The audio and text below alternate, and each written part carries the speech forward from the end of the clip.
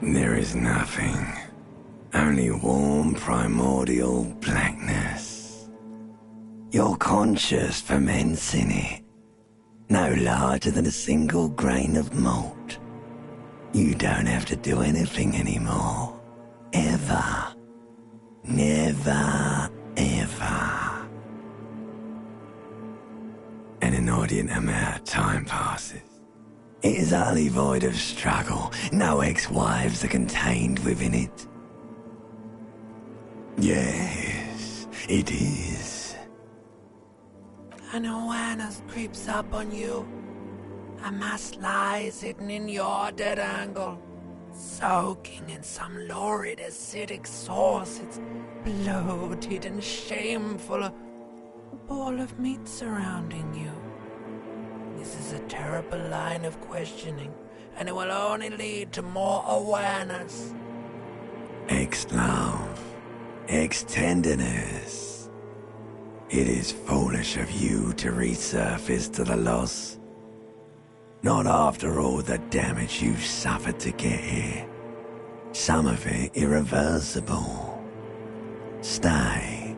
Sail with me through the abyss of pelagic zone. Do you really?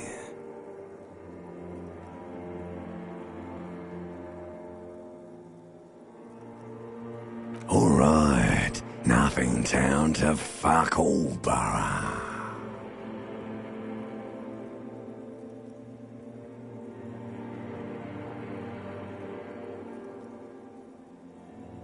Do you want me to upgrade that to a one-way trip, sir? The Song of Death is sweet and endless. But what is this? Somewhere in the sore, bloated man-meat around you. A sensation.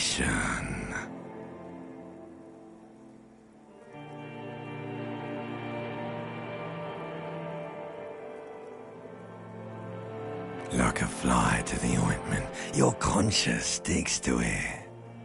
The limbed and headed machine of pain and undignified suffering is firing up again. It wants to walk the desert, hurting, longing, dancing to disco music. The stench of liquor rises from your mouth, and with it, an ungodly headache. A fiery streak penetrates your skull, trying to force your eyes open. It's a sound. Somehow, you know what it is. A caprice to name a motor carriage.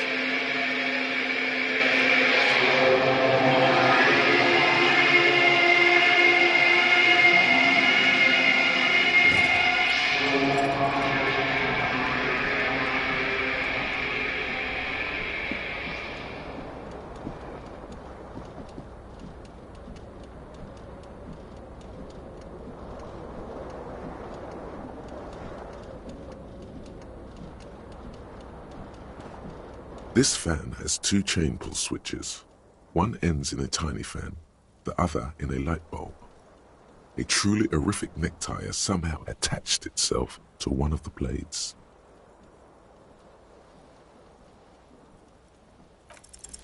You swoop up and catch the tie. Snap! It's what you have in your hand is a truly hideous necktie, with 4 or 5 different patterns. The knot reminds you of a noose.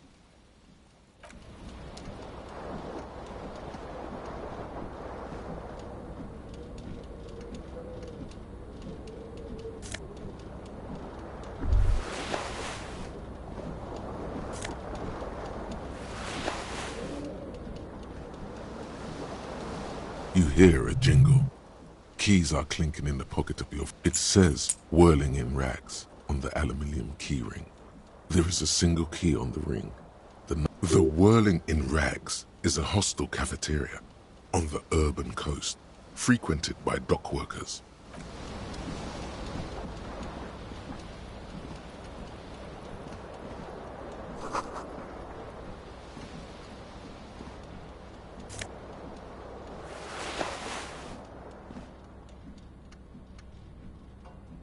A A mirror hangs above a bent and broken sink.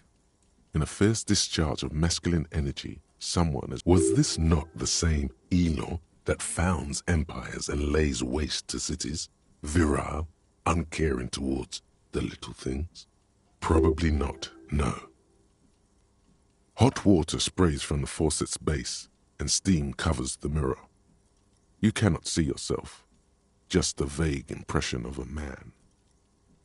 Suddenly, you realize you have no memory of the face that awaits you there, underneath the soft vapor. As you slowly reach your hand toward... Abort! You clearly have not thought this through. You won't like what you see there, and you will never unbecome it. Yeah, there is definitely something wrong with it. Where to even begin? There is the bloatedness, then the swollenness. It's like there's an upholstery of alcohol underneath your skin. Bet you are. Your nose feels like a small balloon in the middle of your face. It hurts when you honk it. It doesn't appear to be a particularly tiny nose either. Not with all the drinks it's absorbed for you. Behold. You have no idea who this thing is, do you? Too late. You clearly have rigor mortis on your face. Or wait, is that an expression? Are you trying to make an expression with that face? Why? Please stop. It's horrible. You can't, can you? It's like it's not even voluntary anymore. You have worn that grin into your face, and now it won't come off. What does it even mean? What is the emotion you're trying to convey?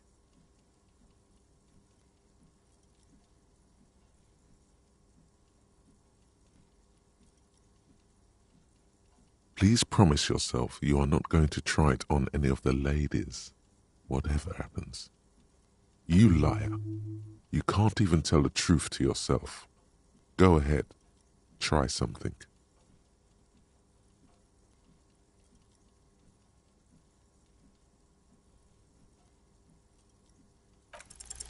It belongs in the new, the third decade of the current century. Enough time had passed from the failure of the revolution that, for a fleeting moment, free market economy seemed like the ultimate, uncontested way of life for our species. Things were good. It was smooth sailing. People made gold and champagne-tinted interiors and facades to suit the times, calling this the new style. But more importantly, disco happened for Revachol, your city. That meant if it doesn't rhyme, you're not pronouncing it right. Out of the dazzling swirl of disco music, in an open-air boîte de nuit, somewhere in Revachol West, Guillaume's blonde mane appeared on the screen. He sang some bullshit. Then he made the expression. You have some understanding of the near history of disco. The rest is darkness, aside from the useless fact that the motor carriage outside was a caprice canema. The click is used to spur on a horse. It also features heavily in Guillaume Le Million's regional mega hit, Don't Worry, Your Pretty Little Head. Some 20-odd years.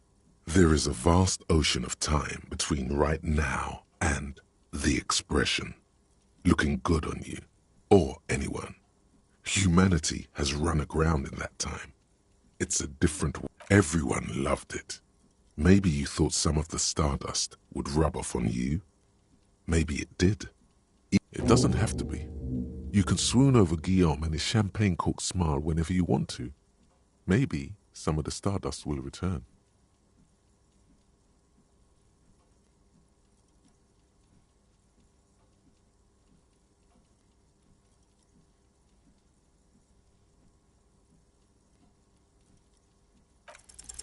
It's too late. Like an image on film. The expression belongs to your primary motor cortex. It would take a minor neurological miracle.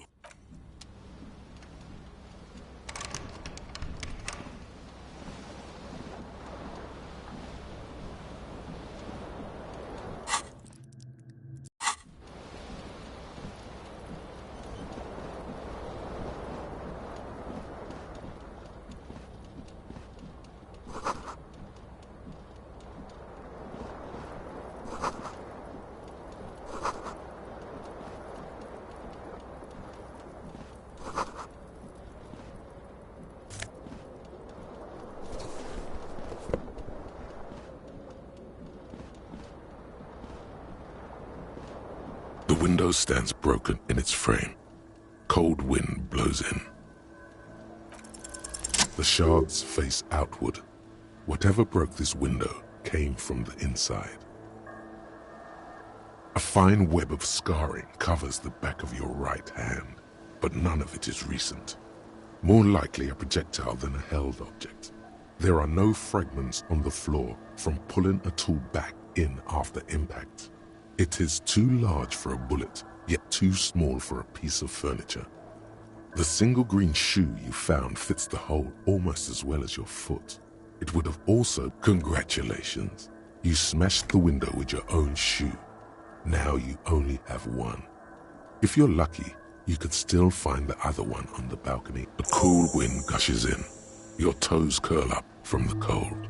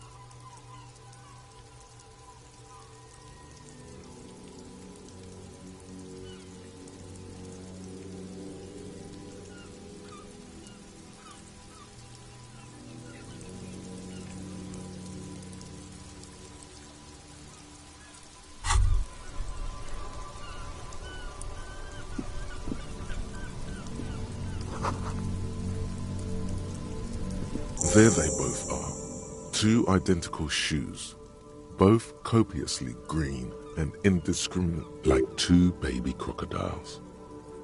Good, they're balanced, comfy. Feels like the only good thing about you right now.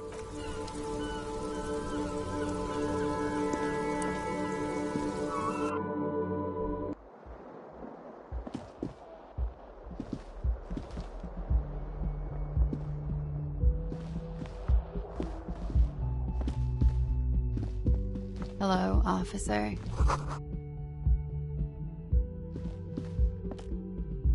The young woman raises a cigarette to her lips. Her eyes are brown and her face is speckled with birthmarks. She can't be more than 28. A silver jumpsuit falls off her like scale armor, sparkling. This is the sparkle of too many nights out on the city. No.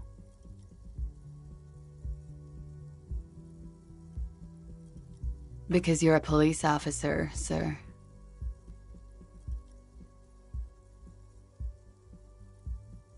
I'm not, unless you've been shitting us all this time. You've been here for 3 days, on official police business, no less. Couldn't say. In truth, so far, mostly drinking. You have no doubt about the drinking. But do you strike yourself as a tight-lipped drunk? She must have heard something.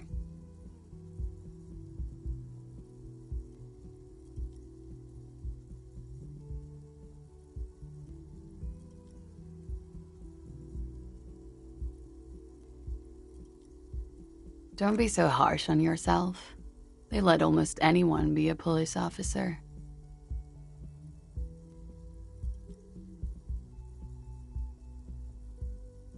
She nods.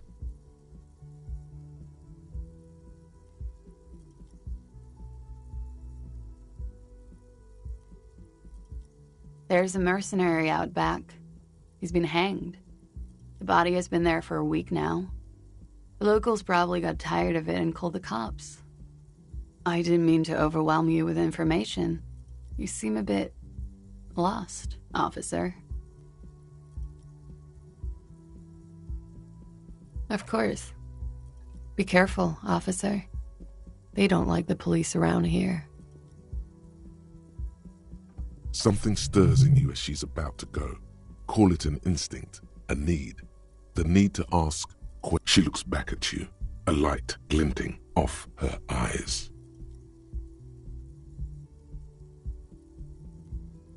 Yes.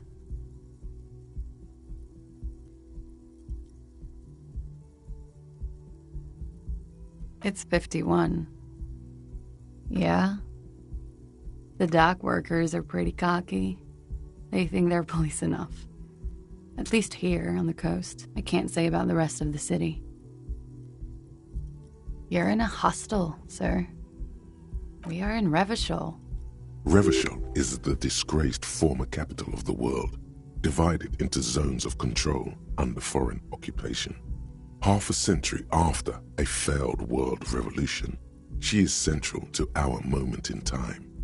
Forever and ever. And ever and ever. Out of the corner of your eye, you see the hair on the back of your hand standing on end. It feels as though low-grade lightning is coursing through you. You must be hypersensitive from the hangover.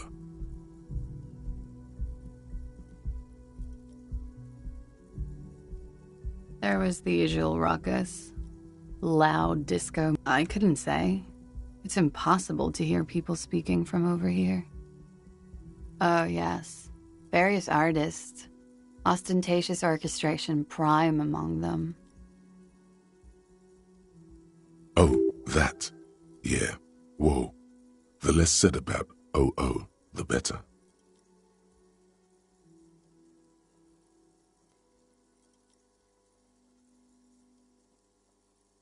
OO were huge where I come from. I was very young then, of course. Like 7. Life gets hard, but we go on. In that case, doesn't life get hard because we go on?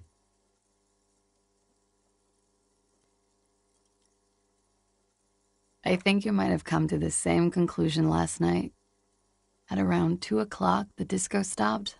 A slow, sad song started playing, like organ music on repeat. That went on for quite a while. That it doesn't matter anymore and that we're alone now, it was difficult to tell. The song itself was very quiet and soft, but you sounded like a winded boar, sir. It was hard to understand what you were singing on top of it. Then you started screaming and trashed the place. A window was smashed. The tape player, probably. The song stopped. And furniture, too. A real destructathon. There was screaming. Then I think you passed out. There was. I think you screamed that you didn't want to be this type. I went out afterwards. Everything was quiet by then. Around 4 or 5. Glad to have been of assistance.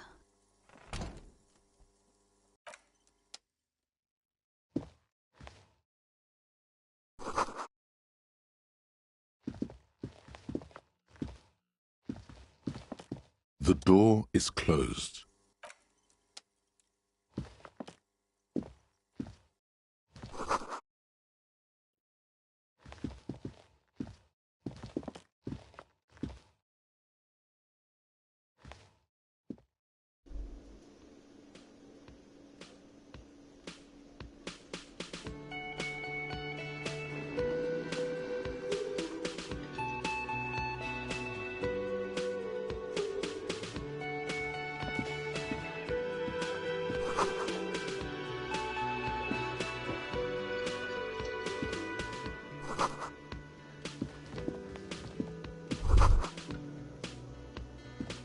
You should totally sing karaoke here, the first chance you get. Your emotions need to be expressed. People need to know your vast, oceanic soul. Utterly. And it needs to be heard through a PA system by other people.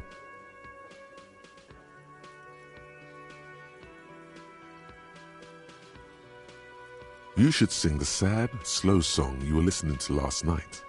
Thought it was obvious. Serves them right. Wipe that smirk off their face with your sad. You have to find out how the song goes first, though. Maybe a tape of something appropriate would help.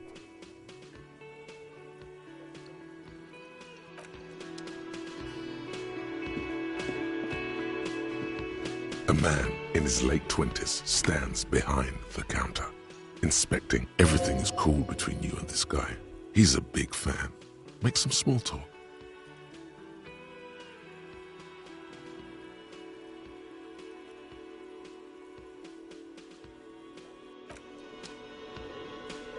The man plucks at the seabird, frowning. A competent work of taxidermy. The white and brown seabird lies among piles of coat. Looks like the bird was ripped off the shield that was used to mount it. This is the great skua. The seabird is the symbol for the discovery of the Insulindian Isola, the part of the world you are in right now. Look, your buddy is over there. Why don't you go and talk to him, okay? He pretends not to hear you, concentrating on the bird instead. No, I'm not the bartender. He's very animated all of a sudden. This seems like a touchy subject. I have 3 cafeterias to manage. 3. Sylvie tends the bar here, not me. I'm only standing in.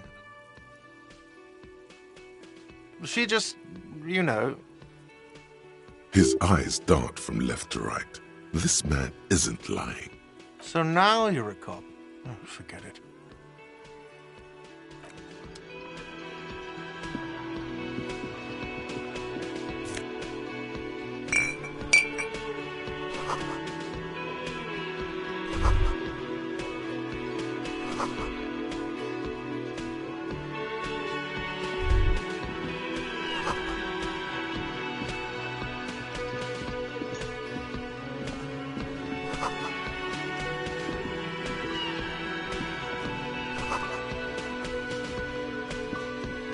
Hello, sweetie.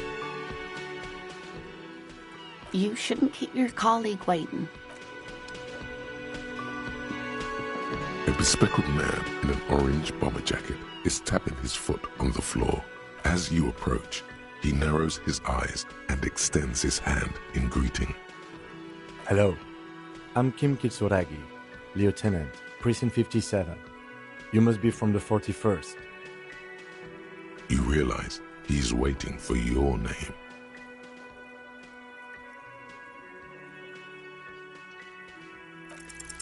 Concentration makes you squint your eyes. Your name should be deep gold and orange, like a forest fire looming on the horizon, but mixed with the stench of liquor rising from your breath. You're 2 steps closer to it, but there are still many to go. Okay then. It looks like we had a little scheduling error on Sunday. Saturday too, actually. Have you had time to talk to the manager here? What he means is, he has been trying to meet up with you for 2 days, but you have been otherwise occupied. No, I don't think so. We should ask him for a rundown of the area, now that I'm here as well. I understand the scene is out back, right? It also wouldn't hurt to assure him the police are finally here. In full force, I mean. Have you mapped out the initial interviews?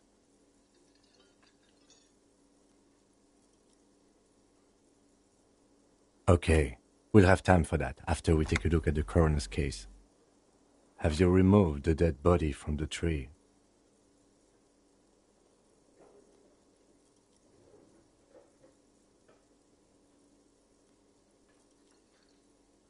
Does that mean the body is no longer in the tree?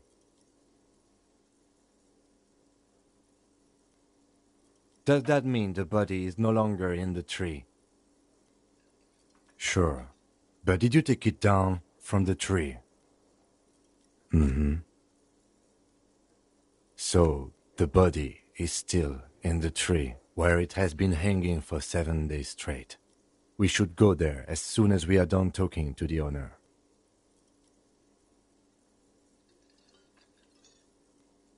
We all feel that way sometimes. There is no such thing as a police officer, I'm afraid. What remains is that there is a dead body in the tree. Someone has to figure out who put it there. If we don't, no one else will.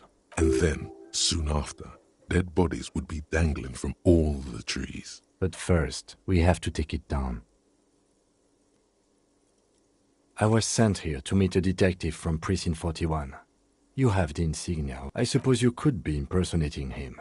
You could have gotten the insignia from the black market or forged it. Inspectorate General means internal affairs.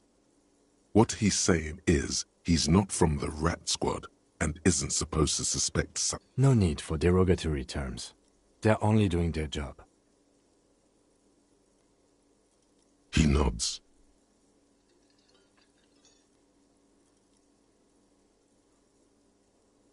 Talk to the manager. Then we go out back and take the body down. After you, officer. If you're about to embark on an investigation, shouldn't you have a badge? You mean you don't have a badge?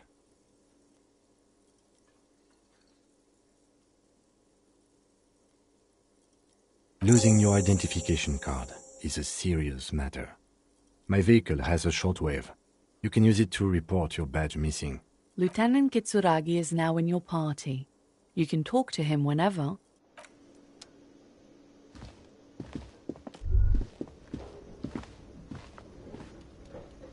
The theme on that pinball machine is a standard royalist theme, used on everything from pinball cabinets to clinging to a picture book version of the past century, waiting for the king to come back and cast out all the profiteers and homosexuals. Basically, imagine a yellow plastic crown with a liquor brand emblazoned on it. The sentiment is called anti-centennial nostalgia, pining for a time before the turn of the century.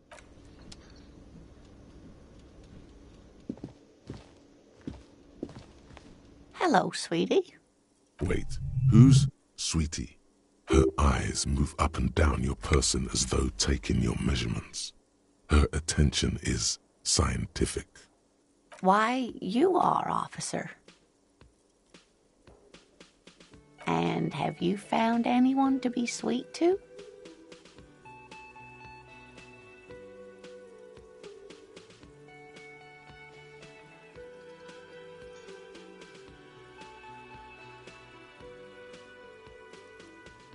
What was with that fucking wink?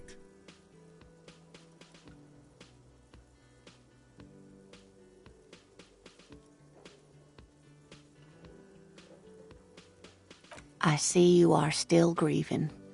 Well, I won't pry. You must forgive me. I'm getting so scatterbrained. I completely forgot to introduce myself. I'm Lena. My husband Morel and I are staying with our friend Gary just down the street, but I come here for tea when they're away. This Lena is wacky enough for the motley crew. Hire her on the spot.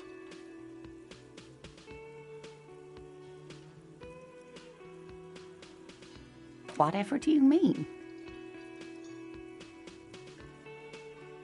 Sequence killers? Oh my. But I think you already have a partner, sweetie. A partner who needs you to help him get a corpse down from a tree.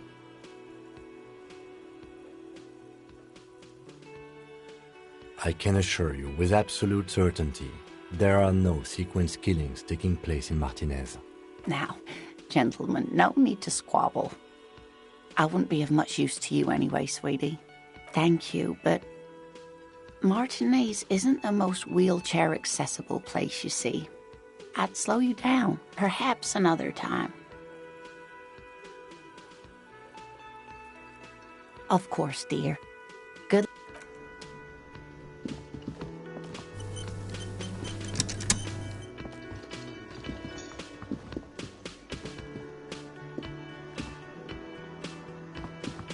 The man with the unimpressive beard notices you approaching. Mr.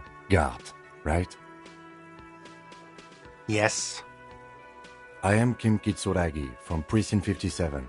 This is an inter-district investigation, so joining me from Precinct 41...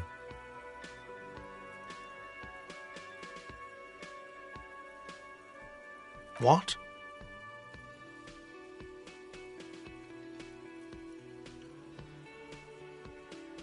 I have no idea what that means.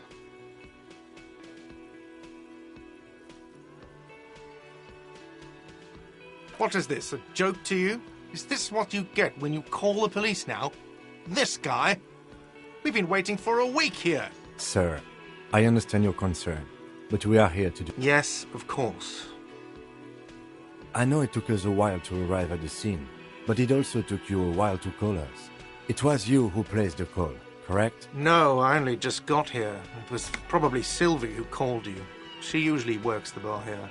I'm only temporarily taking over her duty. Do you have her number? As a matter of fact, I do. You said you just got here. From where? Are you a local? What, of Martinez? No, I live in Jamrock. I only sometimes come here to keep an eye on the place. This is just one of the many cafeterias I manage. But you still know your way around, yes? Yes, I know where some things are, but as I said, I don't live here. I just used to work here. And I'm not going to start working here again, if that's what you think. I didn't imply that. He probably means this is where you step in and ask your questions. His face expresses profound doubt in your having this. Ask him about the body's location before asking if he killed him. People give up information in the more innocuous questions, which you can later use in the more sinister ones, not vice versa. Behind this building, there's a courtyard. They hoisted him up on a tree there.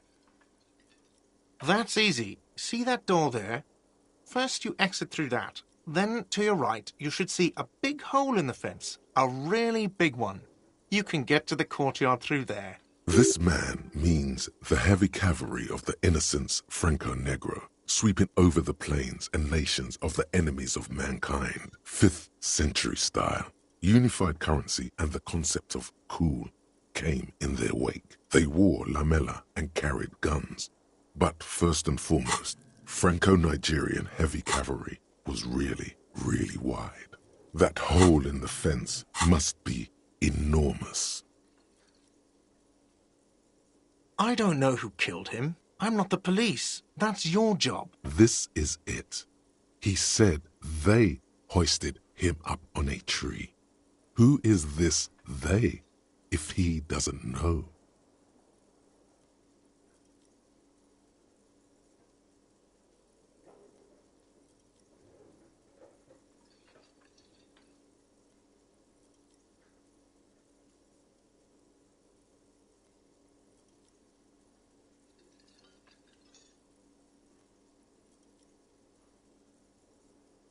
Oh, people are saying it was the union dock workers, that it was a lynching. The locals, the customers, the people who eat here, a lot of dock workers eat here. Sylvie told me everyone knows the dock workers did it. Did the debarders themselves tell her this, or is it a rumor? I don't really know. You'll have to ask her. I would suppose it's because they have nothing better to do. You mean the strike? Yes, the strike.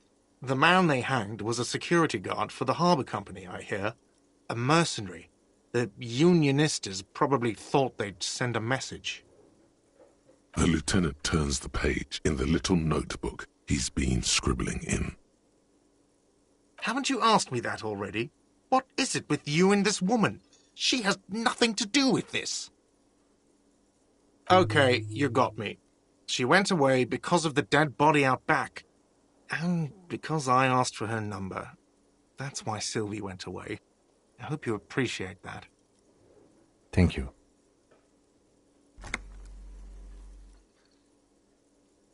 I asked an employee out. She didn't want to come, but felt obliged to. It was a bad idea.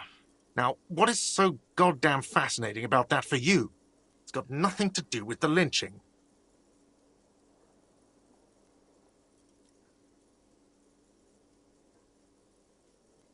Good for you. Was there something else? I'd like to get back to what I was doing.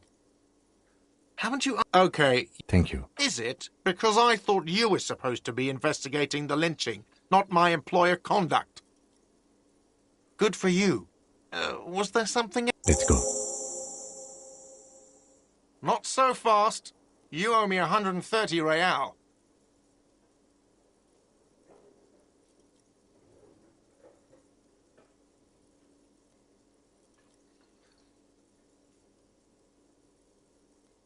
Oh, excuse me. You owe me 130 real. The IIR, or Inter-Isolary Real, is the global reserve currency. Whatever part of the world you're in right now, it's safe to assume he means you owe him. Wow, you're a genius. Yes, that's right, money. You owe this establishment 130 real.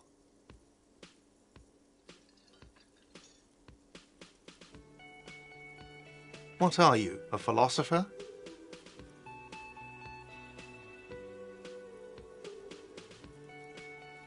Money is what grown-up people use to pay for things.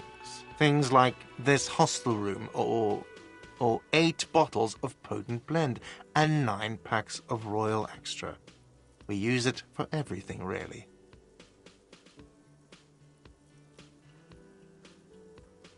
Are you serious? From your work? I don't know. You can take bribes, I guess. I'm sorry. I don't think cops can take bribes. Some do take recompense, but only to survive. Yes, it is.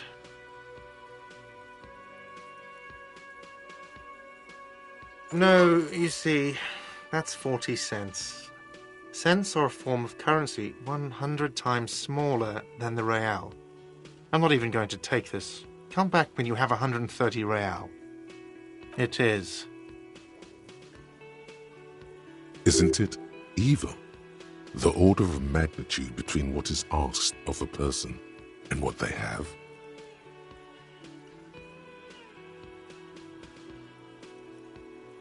It does, doesn't it? There's a shuffle of nylon as Lieutenant Kitsuragi looks for something in the pockets of his orange bomber.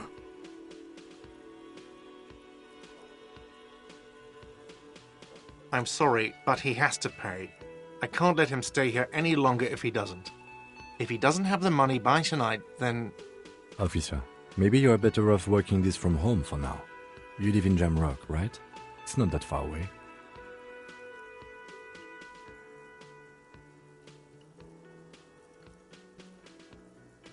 Officer, you really need to take this up with your station.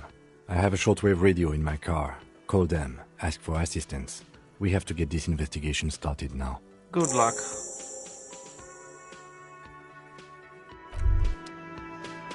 By the way, where is home? The address is coming up blank, but you've been at this hostel cafeteria for only 3 nights. Where were you before? You had to be somewhere.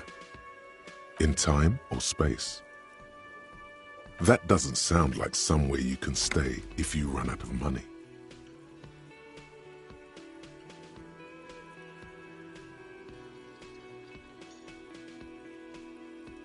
You can try, Run some addresses in your head when you get the time. Maybe a street or an apartment will appear.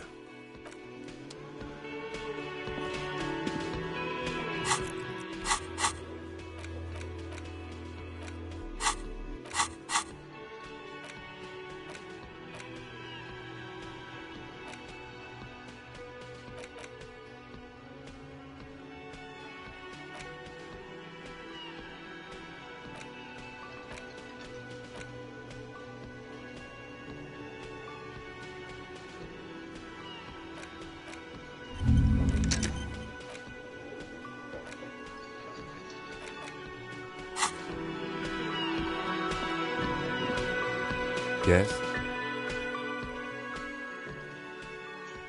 Me? I don't see how my life is pertinent to the investigation. Ah, if you insist. What do you want to know? That's because I'm half Seolite, or quarter. My father's father was from Seoul. So was my grandmother, but from my mother's side. It's not an interesting topic. It's a part of the world, officer. A geopolitical entity.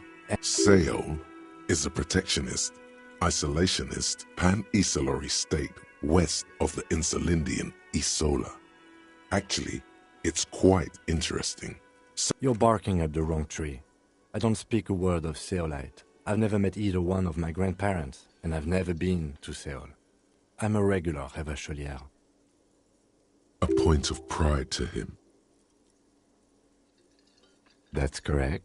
You feel a slight urge to put the lieutenant down for this, but you can't quite muster enough testosterone.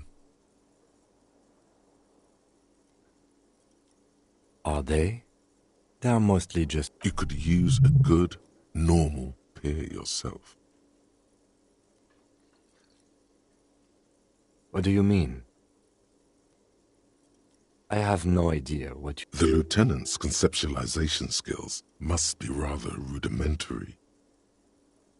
I can't say that it does, no. When I need to think, I just use my notebook. The lieutenant produces his small... We all have our different mediums. His is written. No. Your brain sends the signal to your lips, but they refuse the order. It's like you're locked down. Something the matter, detective? What's going on?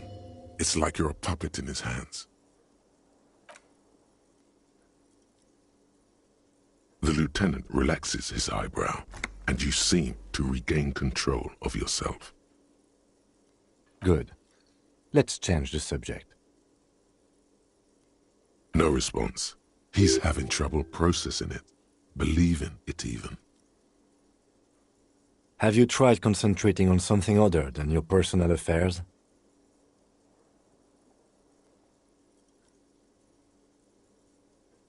Fine. We should get through this day first. Off hours begin at 9 p.m. If you're still having trouble then, I can give you an orientation. Try work, the case at hand. It can work miracles. Really? You look fine to me. Focus on other people's troubles, not your own. A moment passes. The lieutenant glances at the sports watch on his wrist.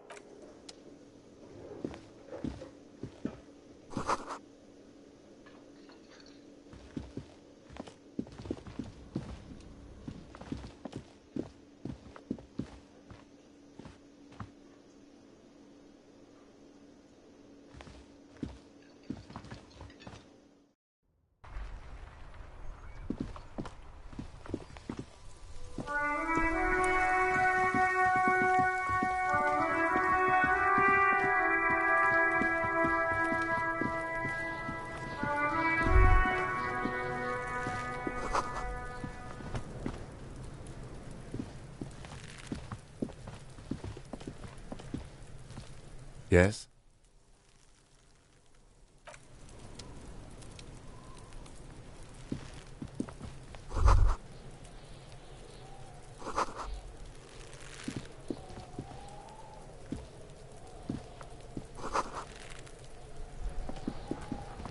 The corpse looks at you with bulging white eyes. The face around them does not look human. It's swollen. You seem to be holding your breath. A cargo belt twists his neck at an unnatural angle. The body below appears stiff. It's letting out an ungodly rot. The smell seeps in, even through your clenched nostrils. Active decay. It's okay to throw up, officer. No one is judging. He's about to blow! Cock's gonna blow, Kuno!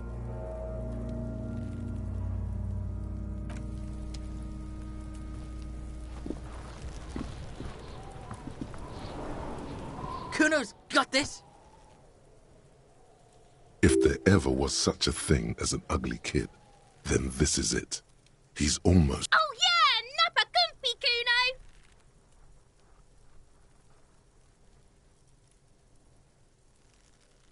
Can't talk, pig! Shit's coming up strong? Throwing rocks? Shit coming up strong. That sounds good.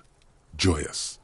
You should hang out with this kid and see what that juicy shit is all about. I mean drugs. The kid's on drugs. Yeah, Kuno! Ride the lightning, Kuno! Kuno's riding it, see? The rake, Kuno!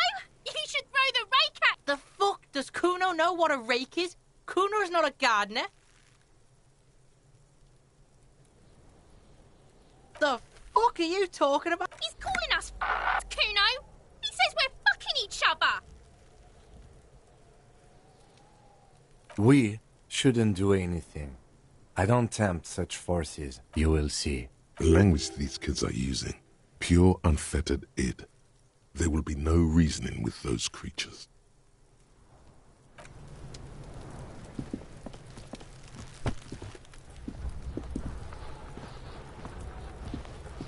There he still is, looking right through you with his white eye. The smell is repulsive. It pushes in from your mouth.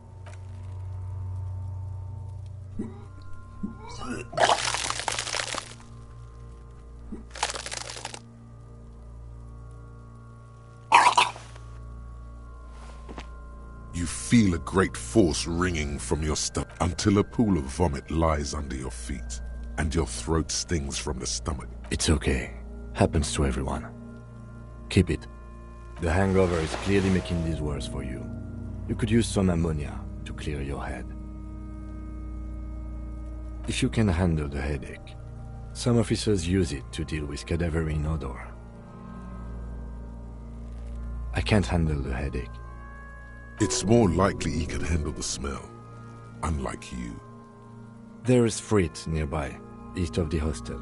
They usually have a small apothecary. If they don't, there's a greenhouse here, and a gardener with a wheelbarrow on the corner of the whirling in rags. If she works here, she might... Pretty clever. Acquiring ammonia will provide a modifier to the white check. Modifiers make checks easier and allow you to retry them.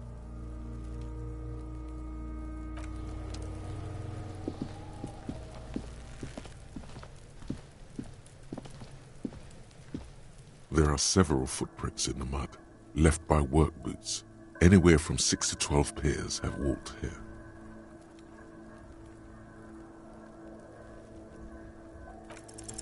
Maybe more than 12. No, 8 pairs of boots have shuffled back and forth in the mud. 1. Standard work boot, steel reinforced toe. 2. Standard work boot, steel reinforced. 3. Hobnailed work boot, steel reinforced. 4. Standard work boot, number 45 or 46. 5. Another standard work boot, steel reinforced. 6. An aberration, light as air, even pace, same make of boot, but number 41.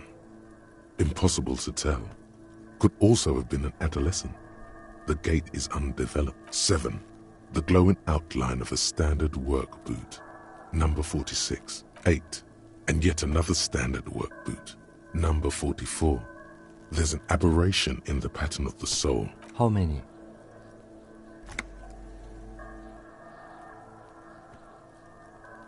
I was pretty off then. I counted 20. I never got the hang of it. Hyperopia. Do you see anything out of the ordinary?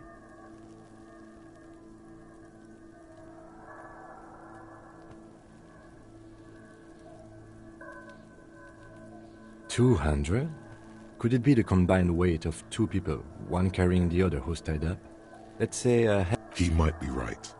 200 kilograms of living weight is unlikely. Possibly, yes. But why? Yes, they could have used a makeshift stretcher or just march him up to the gallows.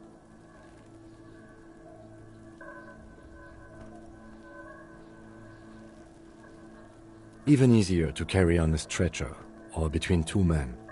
Anyway, it's for future consideration. What else can you see? A woman? Or a kid? Okay. How do you know? He knows it's hard to discern sex from a person's gait. Understood. Anything else? Interesting. Let's name it the old soul. Someone operating a workbench with a pedal? Like a joiner at the harbor. Or maybe a drummer? No, it's not. Forget I said it. Perhaps it could be a driver. A driver would wear out the right shoe before the left. The accelerator is on the right.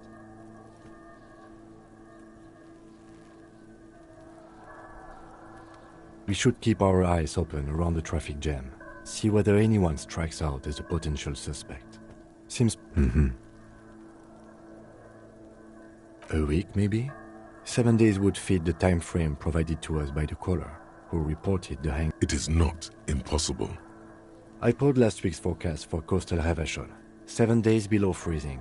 The day before, the day of... Correct again. Sub-zero temperatures would preserve the tracks in a good state. The commotion here could have taken place a week ago. What do I think? A mob of people brought something heavy to the tree. One of them was carrying the victim.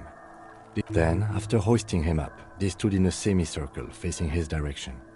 At first glance, this appears to be a lynching. Indeed. They all stood... Yes, everything fits